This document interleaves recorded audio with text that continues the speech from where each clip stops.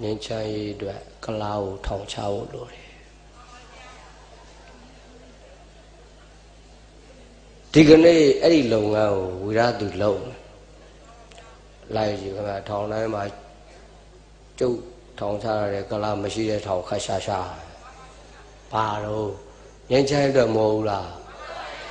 အဲ့ဒီလိုမှမထောင်မချဘူးဆိုငင်းချမ်းပါမှာဟိုတန်တွဲမှာဗျာအာမခံလေးနဲ့လှုပ်ပေးလိုက်တာတော့မှအဒီကရုံးမကြည့်ဘူးလားမန္တလေးမှာခင်ဗျအဲ့ဒီတဲ့ကြီးမားတဲ့အမှုတွေအများကြီးပဲဒါပေမဲ့မန္တလေးမှာဘာအဒီကရုံးမှမဖြစ်ဘူးဘာကြောင့်လဲကလားကိုထောင်ချထားလို့ထောင်ချတာလေဗြဟ္မစိုးမဟုတ်ဘူးလားမေတ္တာကရုဏာမုဒိတာသာဗြဟ္မစိုးဟုတ်ကဲ့လားဥပေက္ခာလည်းဗြဟ္မစိုးမဟုတ်ဘူးလားဥပေက္ခာဆိုတာအဲ့ဒါမှတ်တာမြတ်တာတော့ဆုံးမမှုလို့ခေါ်တယ်တန်ရာဆုံးမတာဥပေက္ခာမဟုတ်လားအဲ့ဒီလိုဆုံးမတဲ့ကြောင့်မန္တလေးမှာကဘာကျော်အကျန်းဖတ်သမားကြီးနေတော်လဲပဲအဒီကရုံးမဖြစ်